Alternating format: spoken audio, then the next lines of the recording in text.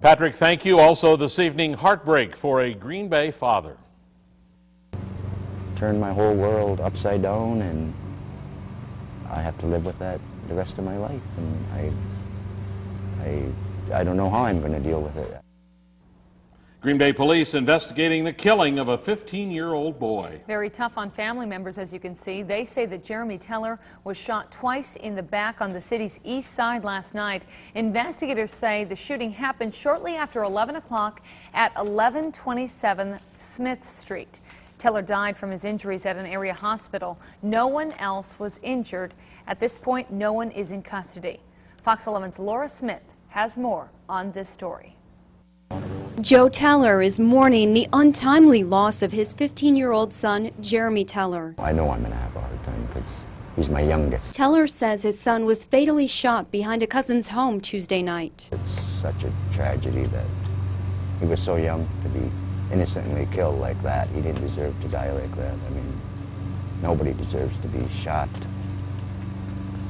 for nothing. Teller says Jeremy and his cousin were leaving the Smith Street home to go next door to an aunt's house.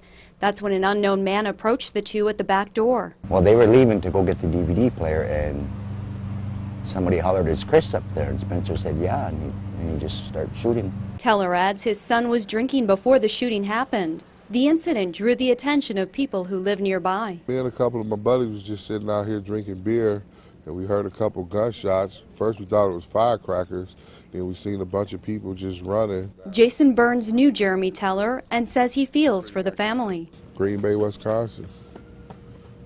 You know, people move here to raise their kids, not to lose them.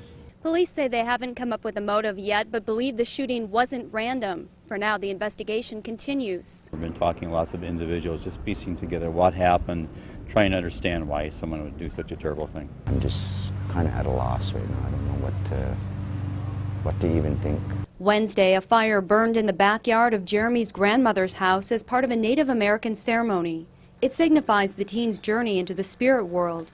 As relatives kept the fire going, Teller talked about his son's life. He was a natural-born comedian, and he could make anybody laugh and make a joke out of anything. I mean, he was just a joy. I mean, when I look at his picture, I can see that he's got that smile that just wants to grab you.